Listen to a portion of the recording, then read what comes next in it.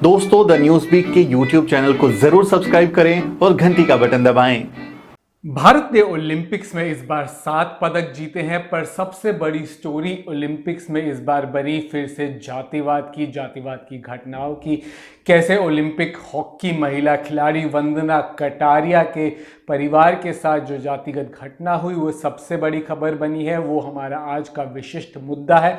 और साथ ही में कैसे मेजर ध्यानचंद के नाम पर खेल रत्न अवार्ड तो प्रधानमंत्री ने रख दिया, पर ध्यानचंद जो बहुजन समाज के भारत के सबसे बेहतरीन खिलाड़ी रहे हैं, पूरे इतिहास में देख ले पिछले 100 साल में उनको भारत रत्न क्यों नहीं दिया जा रहा, ये सबसे बड़ा सवाल है। इसकी डिमांड कितने दशकों से है फिर भी नहीं दिया जा रहा। तो सबसे पहले अगर हम वंदना कटारिया की स्टोरी देखें तो उन्हें अब 15 अगस्त के स्पेशल इवेंट में आएंगी, वो परेड में हिस्सा लेंगी, प्रधानमंत्री से मिलेंगी, राष्ट्रपति से भी मिलेंगी। उनको बेटी बचाओ बेटी पढ़ाओ अभियान जो है उत्तराखंड में, उनकी जो होम स्टेट है, वहाँ पर उन्हें एम्बेसडर बनाया गया है। साथ ही में उन्हें कैश रिवॉर्ड, प्रोत्साहन, ये सब भी उत्तराखंड सरकार दे रही है। उत्तराखंड के खेल मंत्री उनके घर भी गए। पर हमारा सवाल ये है, ये सब तो ठीक है, ये औपचारिकताएं हैं, आपका अपना पीआर कर रहे हैं ये पॉलिटिशियंस, राजनेता, पर क्यों किसी भी, अगर राजनेता की बात की जाए, प्रधानमंत्री हो गए, राष्ट्रपति हो गए, खेल मंत्री हो गए, उत्तराखंड के मुख्यमंत्री हो गए, या कि हॉकी एसोसिएशन भी, उन्होंने जातिवादी घटना का खंडन क्यों नहीं किया जो उनके परिवार के खिलाफ जातिवादी घटना हुई थी, जिसमें उनके परिवार के खिलाफ, उनके घर के बाहर उनके खिलाफ जाति सूचक शब्द करके अभद्र टिप्पणियां करी गई। साथ ही में ऐसा खबरों से सुनने में आया कि उसमें उन्होंने कपड़े उतार के, लड़कों ने कपड़े उतार के नाचे, पटाखे फोड़े। जब भारतीय टीम सेमीफाइनल में ओलंपिक्स में हारी थी, उसके बाद ऐसी घटना हुई जो किसी के बारे में, उसके बारे में किसी ने खंडन तक नहीं किया, एक ऑफिशियल स्टेटमेंट, औपचारिक स्टेटमेंट तक नहीं दी, ट्वीट तक नहीं किया किसी ने भी, जबकि ये अंतर्राष्ट्रीय मुद्दा हो गया है। देखिए आप, इसमें अल जजीरा नामक की इस वेबसाइट पे, जो अंतर्राष्ट्रीय वेबसाइट है, वहाँ पर खबर छपी है कैसे ओलंपिक जो हॉकी टीम है, महिला टीम, उसकी कैप्टन रानी रामपाल ने इसकी जमकर भर्त्सना करते हुए इस इंसिडेंट को शर्मनाक बताया है। पर भारत में चू तक नहीं निकली, मुंह में दही जमा कर बैठे हैं ये लोग।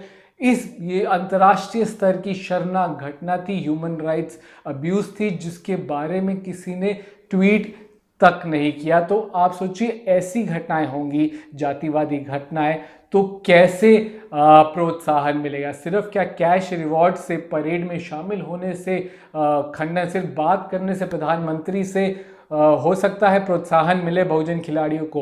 वो तो प्रधानमंत्री अपने पीआर के लिए करते हैं। प्रधानमंत्री मोदी लोग खिलाड़ियों से बात करना, उनके साथ फोटो खिंचाना, वो उनका अपने पीआर के लिए, अपने दिखावे के लिए वो किया जाता है। पर एक स्टेटमेंट नहीं आई है, चाहे कोई भी राजनेता हो, चाहे हॉकी एसोसिएशन, जो हॉकी एसोसिएशन चलाती है स्पोर्ट को, वहाँ से भी कोई भी खंडन नहीं हुआ इस खबर को, जो राष्ट्रीय खबर बनी थी, जिस पर कितना बवाल हंगामा मचा था। तो आप देख सकते हैं कैसे बहुजन खिलाड़ियों को प्रोत्साहन नहीं दिया जाता। अगर ऐसी घटना घटती रहेंगी, और पास्ट में भी ऐसी घटनाएं घटी हैं कई खिलाड़ियों के साथ, जैसे सौंथी संदराजन हो गए, तुलसी हेलन हो गई, दलित महिलाएं जिनके खिलाफ जातिवादी घटनाएं हुई हैं, जो कि जिसके बारे में आप देखिए एसोसिएशन हो गई या खेल चलाने वाले हो गए, उन्होंने कभी एक्शन नहीं लिया, बात तक नहीं की। तो कैसे प्रोत्साहन मिलेगा एक हॉकी जैसे खेल में, जिसमें बहुजन खिलाड़ी इतने ज़्यादा हैं? और हॉकी की जब बात हो रही है तो हम मेजर ध्यानचंद की बात ज़रूर करेंगे। साथ ही में हमारा जो दूसरा मुद्दा यही है कि अब राजीव गांधी खेल रत्न अवार्ड को प्रधानमंत्री मोदी ने मेजर ध्यानचंद खेल रत्न अवार्ड कर दिया है। ठीक है, ये औपचारिक बात से एक सही बात है, पर पहले भी उनके नाम पर एक एक्चुअली अवार्ड था, लाइफ टाइम अचीवमेंट अवार्ड चल रहा है। लाइफ टाइम अचीवमेंट अवार्ड खेल मंत्रालय ही देता है, वो अवार्ड ध्यानचंद जी के नाम पर ही है। और मेजर ध्यानचंद जादूगर रहे हैं हॉकी के। पहले 3 ओलंपिक गोल्ड हॉकी में उन्होंने ही जितवाए, 1928, 1932, 1936 में। उस ज़माने में वो जब टीम की अगुवाई कर रहे थे उस ज़माने में जितवाए। उसके बाद उन्हें ऐसे पद्म भूषण तो दिया गया, साथ ही में उनके नाम पे दिल्ली का जो नेशनल स्टेडियम है उनके नाम पर है, खेल दिवस 29 अगस्त को उनके नाम से मनाया जाता है।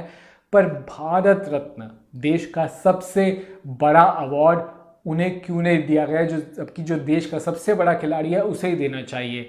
वो अवार्ड देने से बच रही है मोदी सरकार, ऐसा लग रहा है। और ये एक छोटा सा झुंझुना पकड़ा दिया है कि राजीव गांधी क्योंकि कांग्रेसी थे उनका नाम हटा के मेजर ध्यानचंद का नाम रख दिया। और ये सवाल इसलिए भी उठा रहे हैं क्योंकि 2013 में सचिन तेंदुलकर को अवार्ड मिल चुका है भारत रत्न, जबकि वो क्रिकेट खिलाड़ी हैं। क्रिकेट एक ओलंपिक स्पोर्ट है भी नहीं, फिर भी सचिन तेंदुलकर को दिया गया। क्या इसमें जाति का मामला है? सचिन तेंदुलकर ब्राह्मण है क्या इसलिए, और मेजर ध्यानचंद बहुजन समाज से आते हैं क्या इसलिए ऐसा हुआ?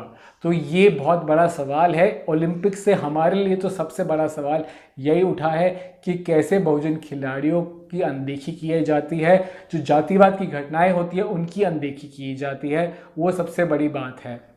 और ये इसलिए भी सवाल उठा रहे हैं क्योंकि ये जो बड़े अवार्ड हो गए पद्म भूषण, पद्म विभूषण, भारत रत्न, इसमें दलित बहुजन आदिवासी समाज से लोगों को जो ना के बराबर दिया जाता है। भारत रत्न तो आप देखिए बाबा साहेब अम्बेडकर को भी 1990 में मिला, इतने टाइम बाद, लगभग 40-45 साल बाद आज़ादी के, कितनी लेट जाकर मिला, वो भी एक बड़ी स्ट्रगल थी। तो ये भी दशकों से आवाज़ उठ रही है कि मेजर ध्यानचंद को अवार्ड दिया जाए, वो इसके सही हकदार है। सबसे बेहतरीन जो खिलाड़ी रहा है इतिहास में उसे ही दिया जाना चाहिए आखिर।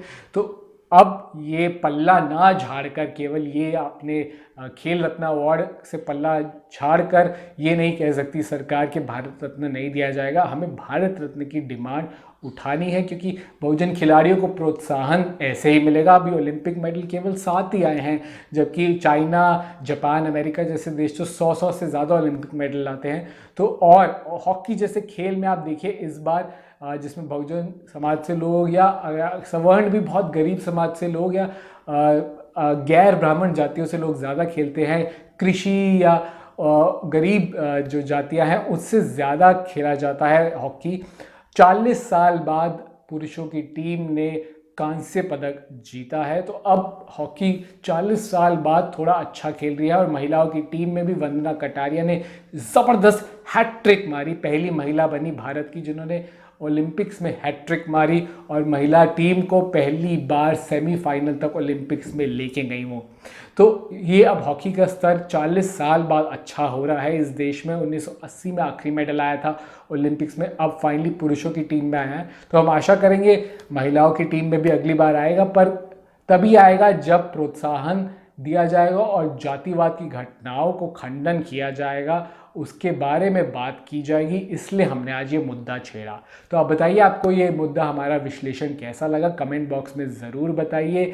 और साथ ही साथ हमने ये आवाज़ छेड़ दी है, इसको एक आंदोलन बनाना है, इसके बारे में आवाज़ और ज़ोर से बात करनी है। तो आप आवाज़ और बढ़ाइए, इस वीडियो को ज़्यादा से ज़्यादा शेयर ज़रूर कीजिए, लाखों लोगों को इसके बारे में अवगत ज़रूर कराइए। साथ ही हमारे चैनल द न्यूज़ बीट को सब्सक्राइब ज़रूर कीजिए, बेल आइकन दबाइए तुरंत नोटिफिकेशन पाने के लिए। जैसे कोई महत्वपूर्ण वीडियो करें हम, आपको तुरंत नोटिफिकेशन मिल जाए। आप हमें फेसबुक, ट्विटर और इंस्टाग्राम पर भी ज़रूर सब्सक्राइब कीजिए, वहाँ भी ज़रूर फॉलो कीजिए। शुक्रिया।